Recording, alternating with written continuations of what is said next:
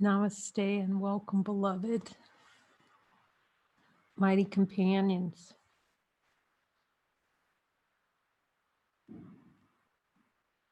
Yeah, the first thing that came to mind, just as I was going to start, is Jesus was showing me washing the feet of the apostles.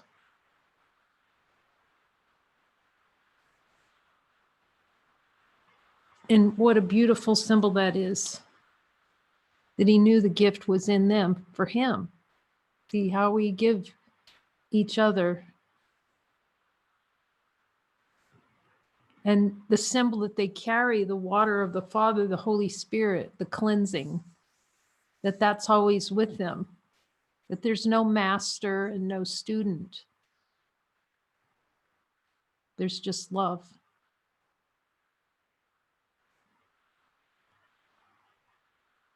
Infinite love celebrating itself.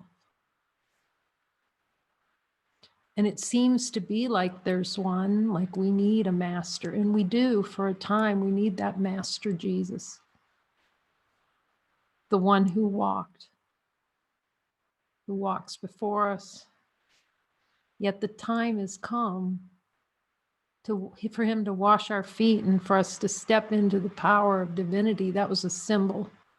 He's telling me of stepping into the power of full divinity.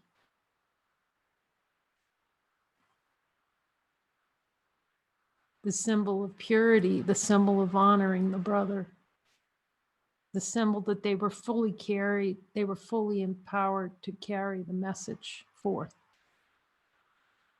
And he knew that he had a transition in body form. That was for the whole, so that the Spirit of God, something beyond a body form, that there's something beyond this body form and the attachment to the body form of this body called Jesus.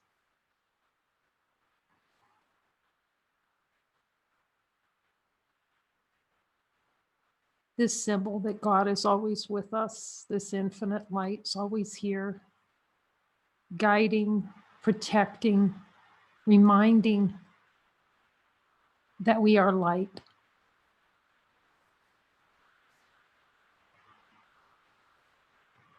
He's showing me all the different ways that the play in consciousness is to play turtle.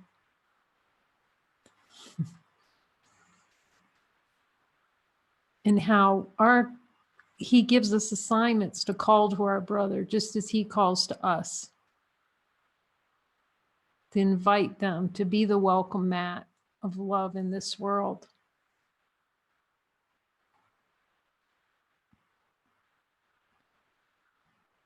To welcome all who would come and who would know this great love for us is here.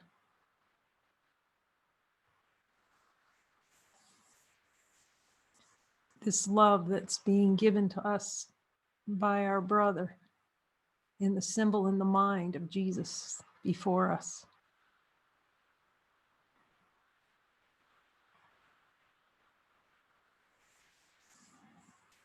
Yeah, I saw a beautiful video today about Judy Scutch talking about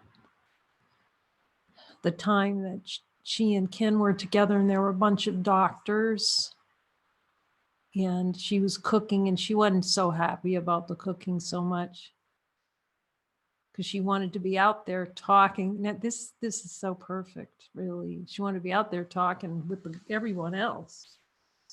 But she wasn't paying very close attention, and she tipped the pot. She was making, she said she was making fried French fries the real way, like with fat. In a big hot cauldron of oil. And it went over and burned her arm. And there were like 4 doctors visiting, and they went into doctor mode, that's how we have our identity kicks in with what seems to be a very deep something that we can take care of.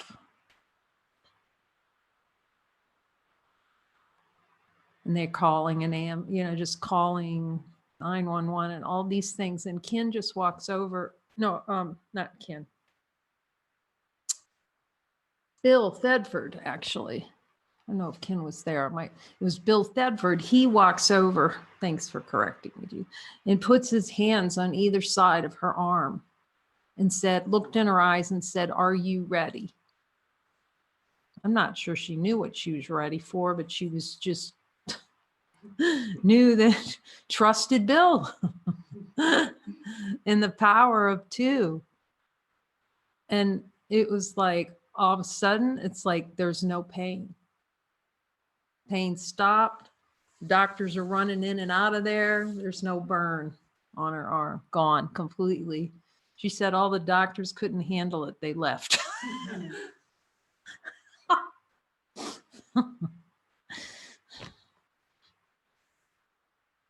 That was a time and space rearrangement.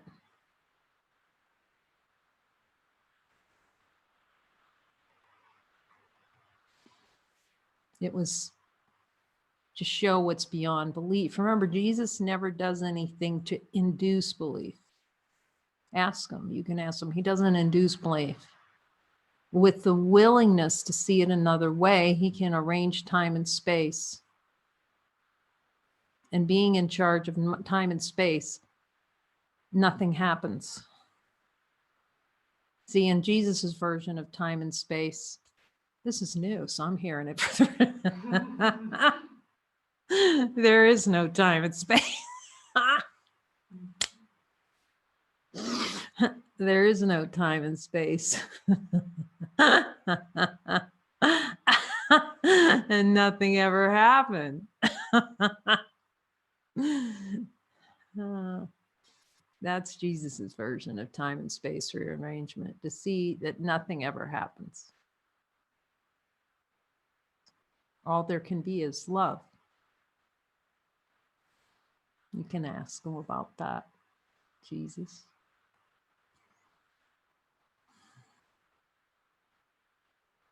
He says, you don't know anything about time or space. You can ask him, do I know anything about time or space? So basically what we've come together to learn is that we know nothing about miracles. We know nothing about time and space rearrangements. We know nothing, basically. And that's the only happiness, to know nada. Nothing about what a release is, what a letting go is, what a holding on is. No idea. And actually, in truth, is the light of divine being, does the light of divine being know what a miracle is? Is it concerned about not having a miracle or having too many miracles? Or it's just love, what we are, just love. Yet those miracles shine the way. With the play in consciousness to give the big fat no to the miracle. Jesus asked him, Jesus, is a miracle just a big, is the play in consciousness to give a big fat no to a miracle? And just hear that comforting yes. And do I really, really, really, extra really with ice cream on top want to give a miracle a big fat no a lot of the times? Is he reminds me, when you don't follow me, you're saying no to miracles.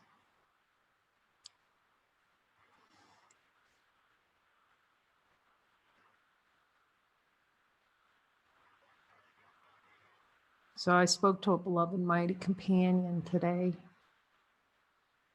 Kind of admitted I've kind of been avoiding. Avoiding you. You do see how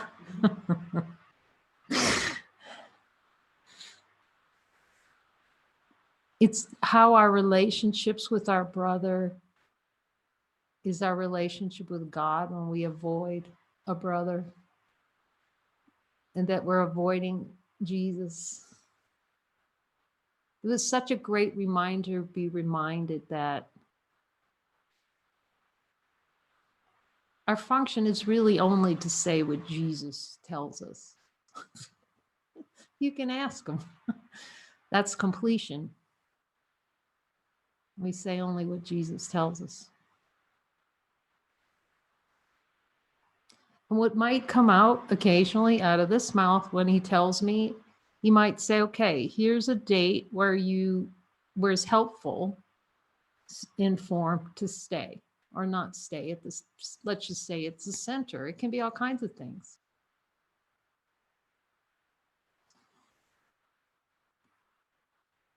And beings can come and go from the center. There's no lock on the door.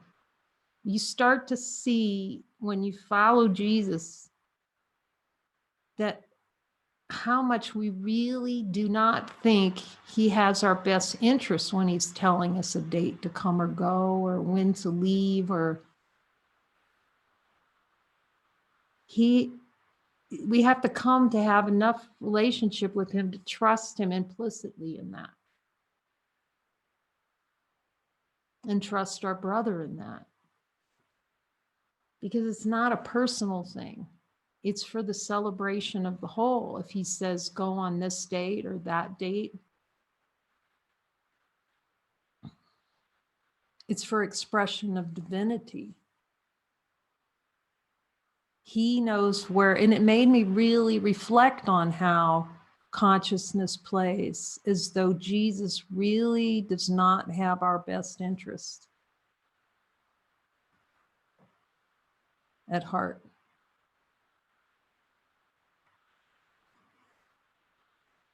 And how deep that belief is that God doesn't have our best interest at heart. He says yes. Because that's the play of consciousness, to play as though God and Jesus and then our brother as the representation in our mind of what we believe about God. We don't believe that has the best interest in heart. So these prompts and things that arise are just to show you where you think your brother outside of you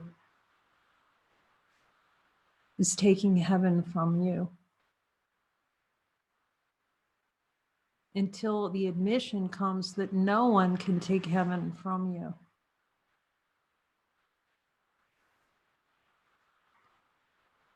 We're giving heaven away every time we believe in thought. He's showing me, boy, with every really looking deeply at these lessons. Nothing I see means anything. What that really means, that means nothing.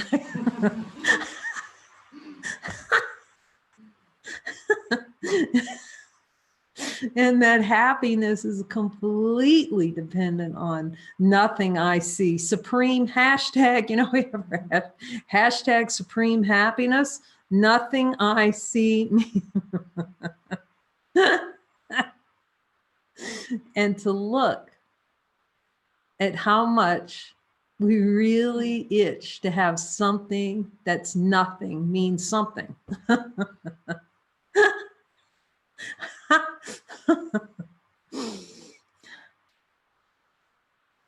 But what joy to have him show those places and release, and to see that the light is infinite.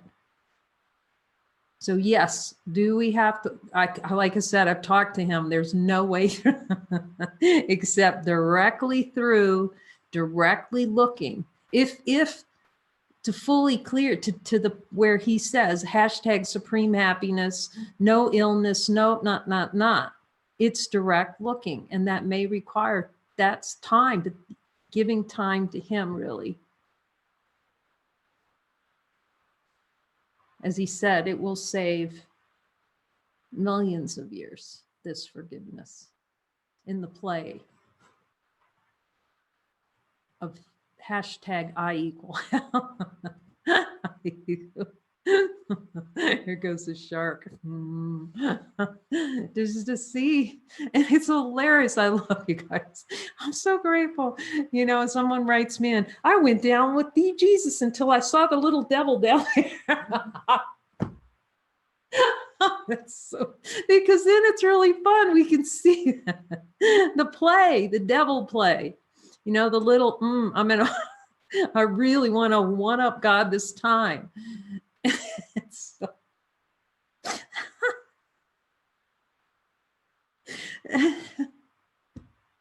so we can give that and see it in honesty of God, how much that little horned thing down there, but that it's nothing. It's not, it's a little whirling dervish or something down there. He's just going to show us through looking at desire so directly. It can't happen.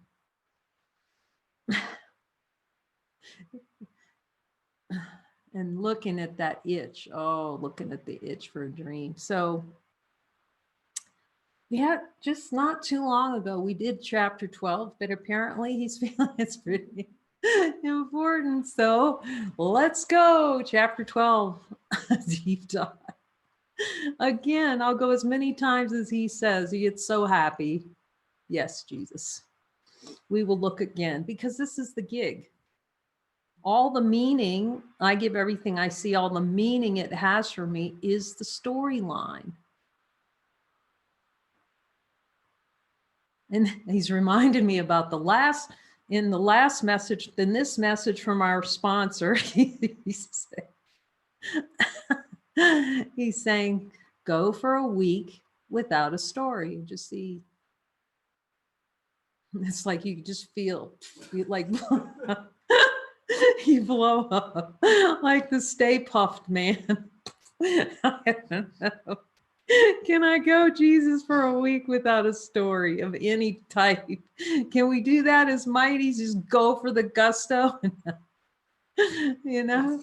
And because if we probably put a scratch on the bedpost of every single, every time that little story comes up, and then we go down that story rat field.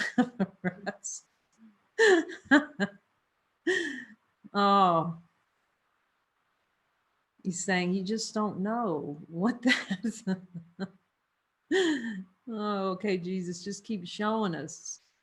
Because boy, I just worked and looked with him on mind. That's the story. I'm going, Jesus, that's the story. That mind wandering.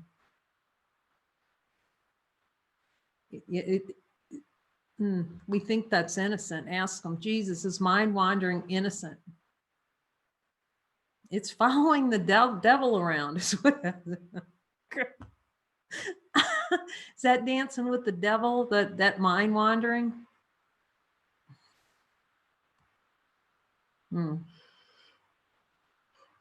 So really looking at how, because it's thought, our mind, that's when he was talking about our mind being blank. The mind being blank is when it's so filled with the story and the imaginings, the crazy imaginings about what's going to happen and when. And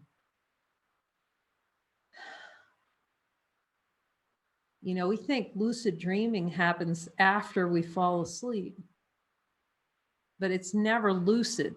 Actually, it's a play in consciousness to see these things really, like he was saying yesterday, this is love speaking, that this state of looking here at seemingly this carpet, and it sort of seems consistent every time he says, boy, he's telling me right now, that's a trick.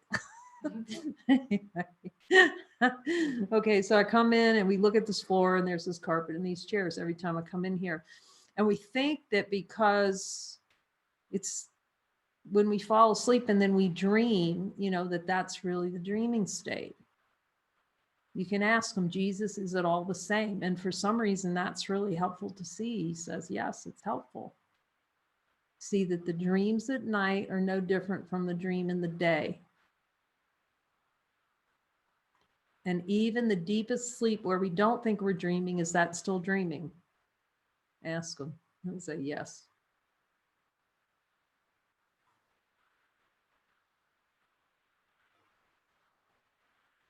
It doesn't exist, he says. It does not exist. So we come and then our eyes pop open. And it's interesting because I guess there's sometimes we have nightmares we spend a lot of time on, but generally we just You know, we're not spending a lot of time analyzing our sleep and dreams. Some beings do.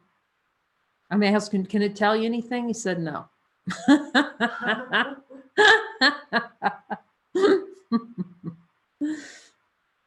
Yeah, he's bringing me back. Ask me. So, my interpretation is the only interpretation that matters. That's it. Okay. So we'll go and look at the desire for the story. And so many beings are coming back, which I'm grateful for everything that is shared, you know, because, and talking about how valuable it is to look at the relishing. You know, how much the relishing of experience, the relishing of the dreaming. And let that energy rise up and just be fully seen, the relishing. Like we said, the wallowing in it, like a pig in pig in the barnyard. You just, like I said, you go down and you look at that little one up with them and let that energy burn out in the light with them. It can't be sustained with that kind of looking directly with Jesus and the light of truth to see, is this real?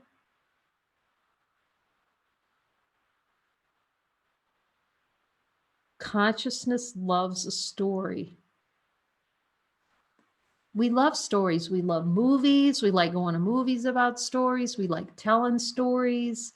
You'll never believe this happened to me.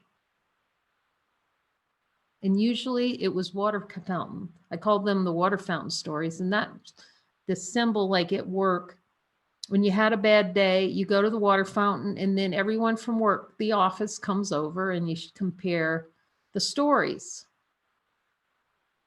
Now that's a start to see how, you know, the play will be, let me tell you my story, and I got a worse story than you story. So it's like a comparative worse story. That's like level 1. At least we're starting to see the play of a story. Jesus is taking us all the way down, and he's saying yes to the slightest mind wandering. I said, Jesus, that's hell. He says, yes. So you don't think that's hell because you tolerate it so much. You're tolerating not being with your Father. Just ask him, Jesus, am I actually tolerating not seeing that I'm one with the Father already? It's tolerating that. He's saying it's tolerating. He says you're far more powerful than this. This attentiveness to this is the greatest value. He's saying so much value in that.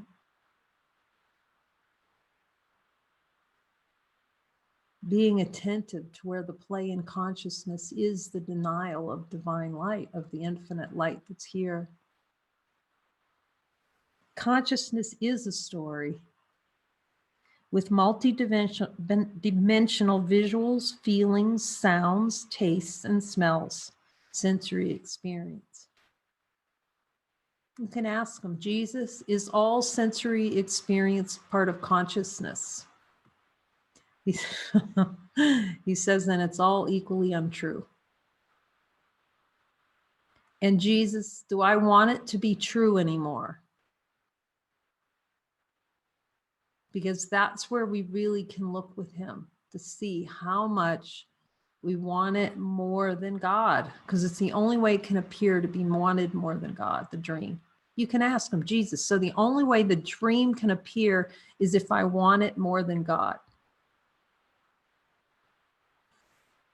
More than hashtag supreme happiness. And you can hear his answer. Yes.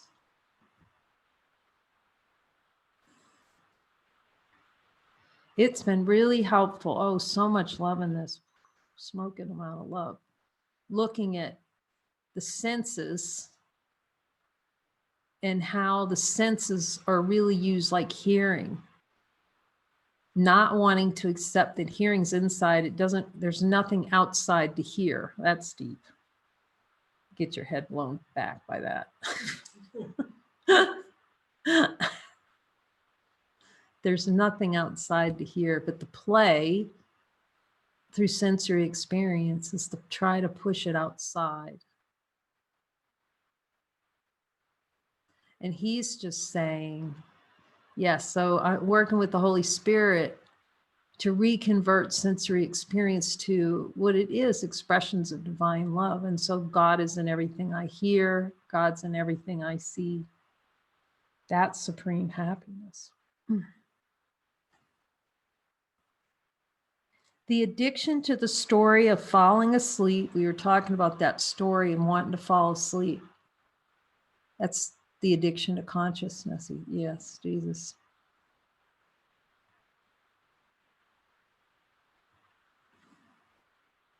The story of relative experience, two objects relative to the other, the whole relativity story. Something's relative because there's an object here and there's an object here, and therefore one can act on the other. But if you really look at it, you'll see it's impossible. Remember, I was just holding this iPad and this phone in my hands, and I was just like looking at them. Realized that can't work. Relativity can't work. It can't be relative. That's an idea. Ask him, Jesus, is relativity that something can be relative to something else? Is that true? It's an idea. It's a concept.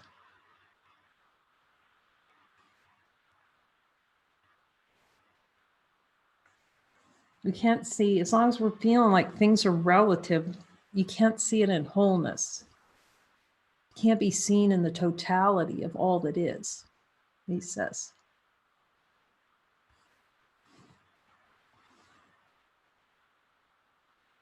The addiction to a story of, let's ask Jesus, am I addicted to the story of falling asleep and not knowing who I am? Can you help me with that? Show me where that addiction is. That's my function. The story of relative experience, the story of an other. In the light of divine being and honesty of God, is there an other? What I'm seeing is, until it's really looked at deeply, how much that other is just relished, that there be another. Like not wanting to see that there's no other. I can tell the story about that. Like I could see, we can look, because we can look as the light of divine being. You can see, okay, so there's no one here. But you still want your brother to still be a body, because like that would have been, it's okay for me not to have a body, but boy, for my brother not to be a body, that's going too far. Who's like, I wanted the full breaks. The cat, I talk about the cat being splayed out. Just hold the position.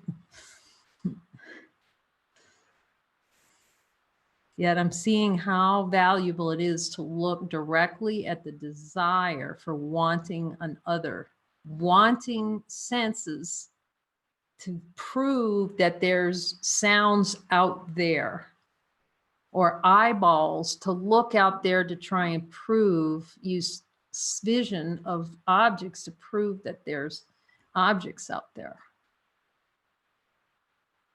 Until we see that that truly is hell. Nothing I see, I give everything I see all the meaning it has for me. Whoa.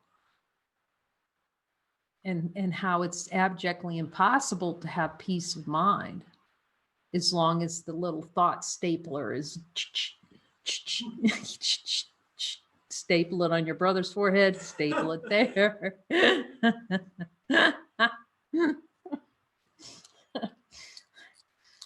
It's a stapler consciousness, stapling meaning where there's no meaning, and thin air.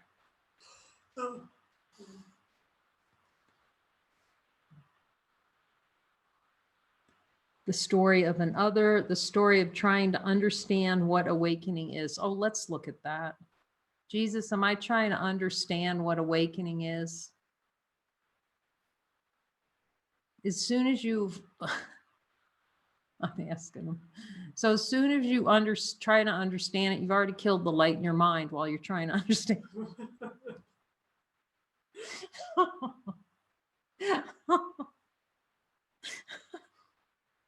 You can ask him, he'll tell you that's true. So as soon as we have a thought of trying to understand what awakening is, we've literally shot ourselves in the foot. Sorry.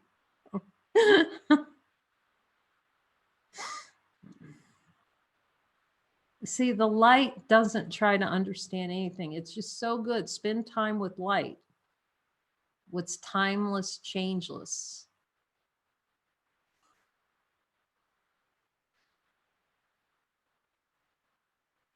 It doesn't have a story. It doesn't know time or space or beginning or endings. Infinite light. And as we've talked before, and then see every reason we don't want to be that. Infinite peace of God right now. Keep looking, keep looking, keep looking. He says, yes, keep looking with me.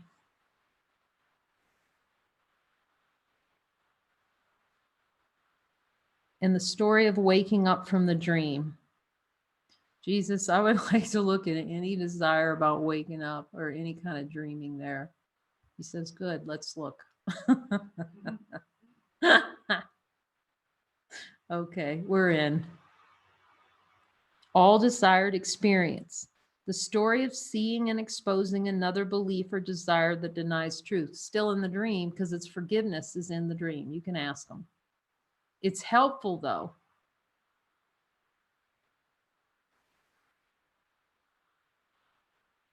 It's helpful. It's essential, he says, actually, to the unification of consciousness. He says essential. Believe me, I've tried to ask him if I could get around. I wanted to get around all that looking. Everything sideways.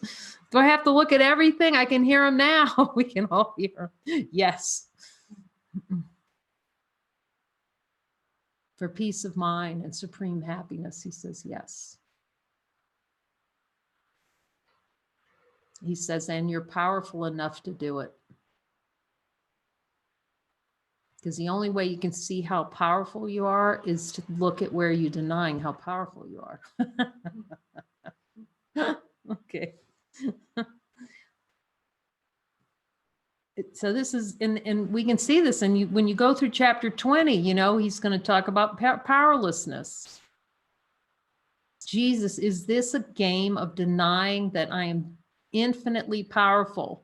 Yes. So all we're doing is looking where we don't want to be infinitely powerful. Yes. Where we want to play, when he says weakness, he's not kidding, is he? No, he's not kidding at all.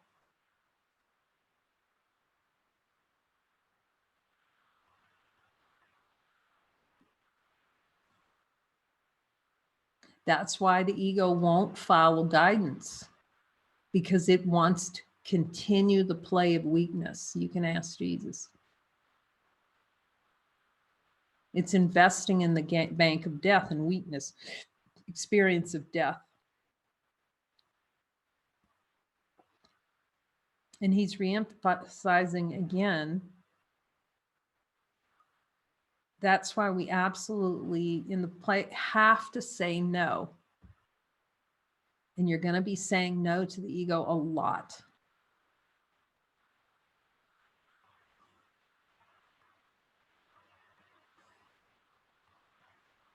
I'm asking him because, you know, I would like a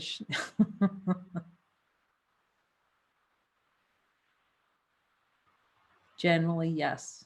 We can always say no to the whole kit and caboodle because we're infinite beings and we don't have to engage at all. But because of the play, and it seems so real, and we're so sure we're being persecuted by God and that we did something horrific, until we're willing to go all the way down there with them to see that nothing horrific can ever happen, it's impossible.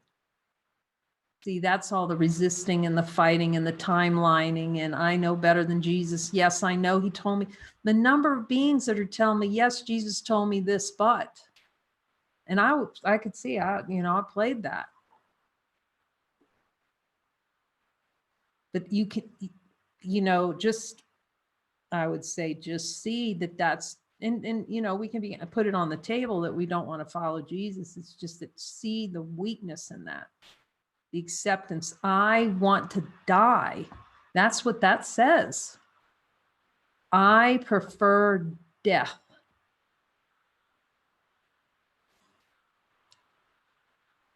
And not a pleasant one. Because there's still that guilt in the mind for belief that we could be separate from God, and it's way down there, and it's horrific. We think looking at the ego is horrific sometimes, like I don't want to look, but what the ego can create when we align with it is really horrific. You can ask Jesus about that in experience. To self-punish. I'm asking about that because I was listening to someone and I thought, wow. So we think that if we can punish ourselves first before God, we'll be saved. He goes, yep. That's pretty deep. That's really deep. The story of seeing and exposing another belief or desire that denies truth. This part of the story is helpful and a powerful use of time. So it's all within the dream, but he's delivering out what's most helpful. And it's so interesting because I must have read that and heard that like about 1,000 times in the course. And obviously in Play of Consciousness didn't want to see what that means, what's most helpful. But now I understand it. When we're willing to ask him and willing to follow, it is the rocket ship to divinity. Because he's the one who knows everything, who's helping us.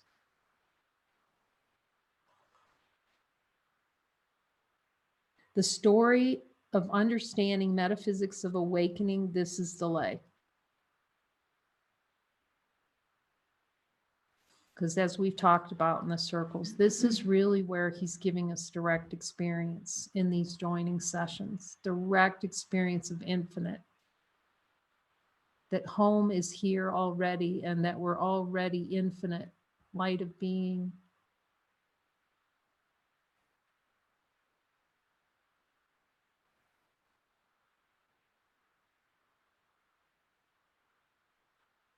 And really been looking at him, boy, that itch for thought. And Martin asked such a great question today, too. Thank you, Jesus, for reminding me, and Martin for sending this. You see, you need your brother. And the question, oh, let's see, I get it exactly right here.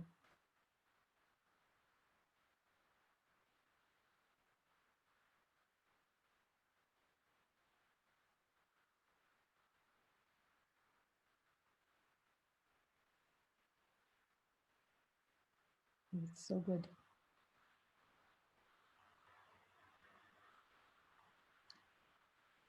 So his question was,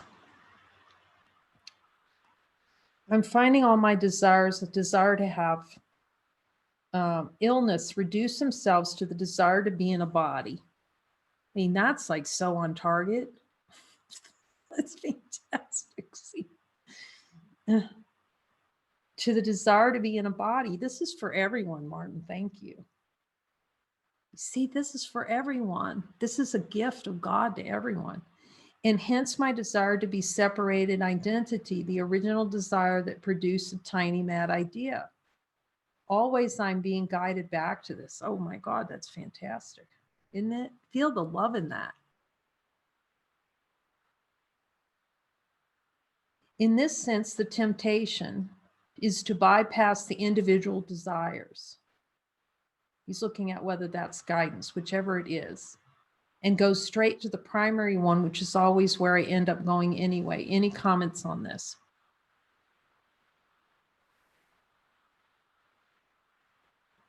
He says, let me guide you. Let me guide you to look. Because as he was reminding me, when we were talking about the chapter 20, these things look the same. The miracle's the same, but the play in consciousness to like tuck these into the deepest corners and hide them. It's like rat holes going all over the place. And so it is, he's telling me, yes, be specific with me. Let me be specific with you and tell you which one it is. That's what's most helpful, and lead you down. Now, eventually he may, he'll lead you down to the round, may come up to the same place, seeing the desire for it and the death wish in it.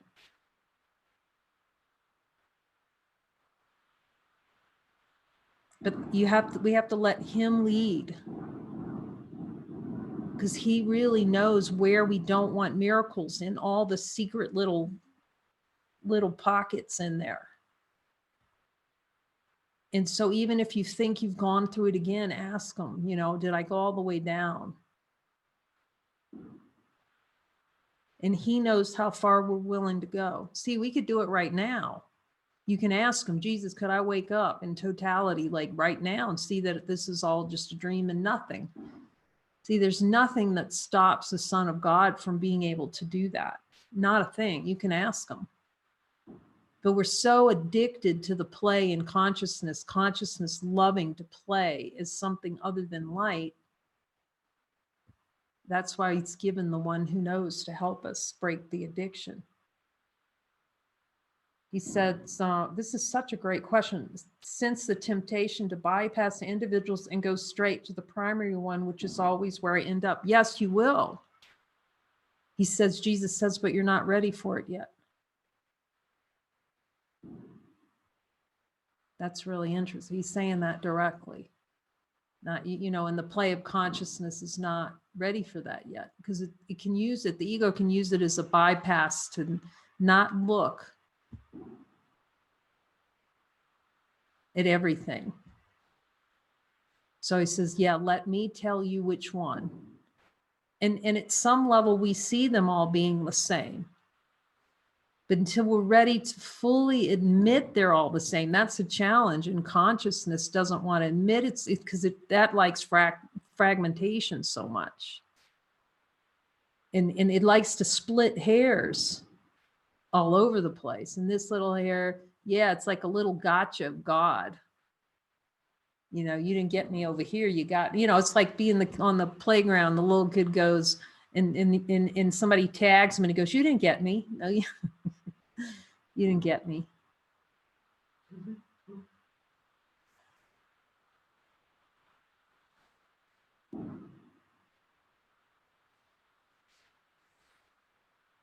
And he's telling me to tell this story, and he better help me with it because I don't remember it so well. So it just became so clear that I was coaching somebody at a Tony Robbins event, and it was really helpful for me. It was so, you see, it's for you, but he's talking about, we were like filled with a room full of people after the session, and he's going, okay, I just don't like being around people. And then he'd say, except in this circumstance. Okay. And then he would, but I said, but you're surrounded by people. Yeah, but I just can't feel it,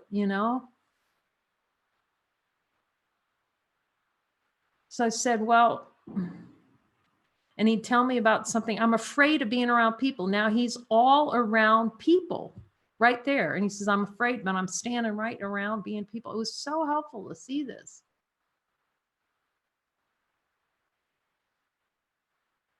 And I'm really shy.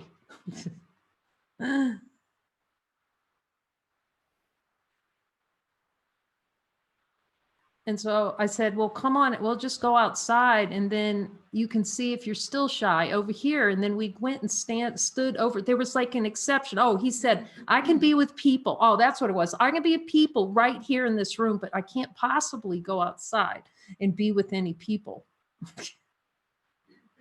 So I said, okay, let's just go outside and see. So then we went, but and we went and stood by, I don't know, they were selling books or something out there.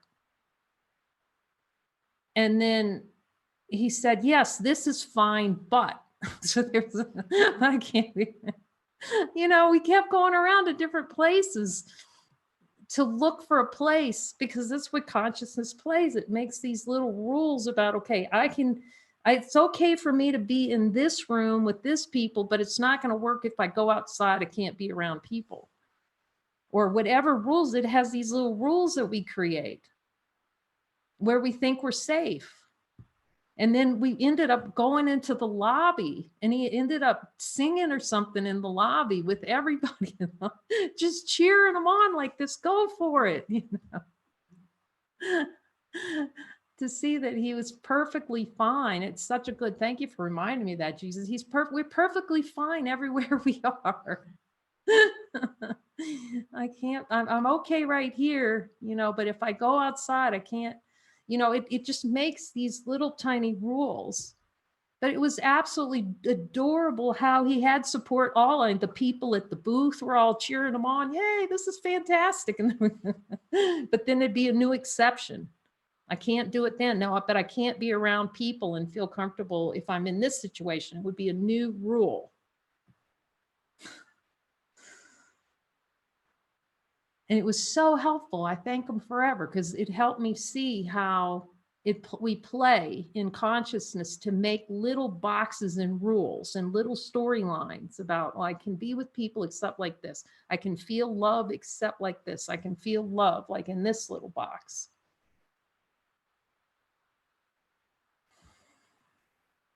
And he's always reminding me of it now, how consciousness plays to try to design the rules of how we're going to be happy or how we're going to be sad. And it all runs in a storyline.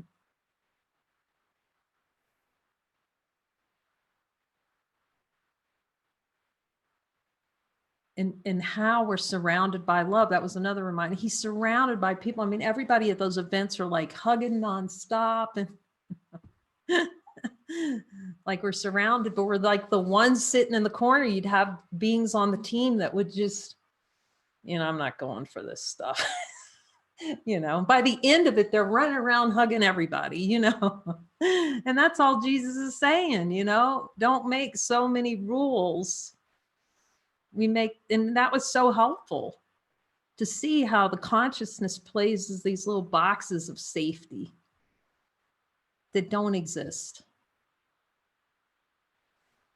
through a storyline.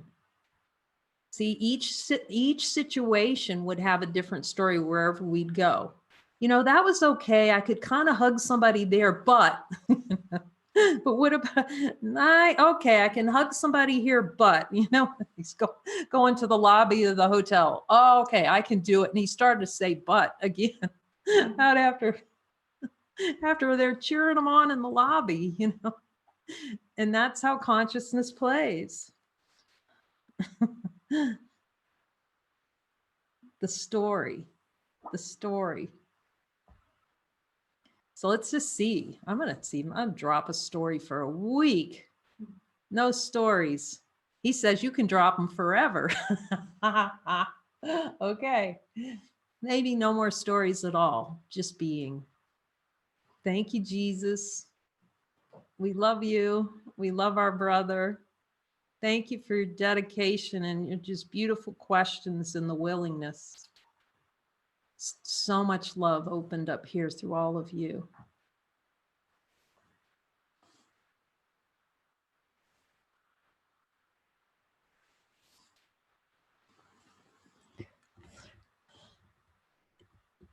And for those of you who can make it tomorrow, she's all tucked in.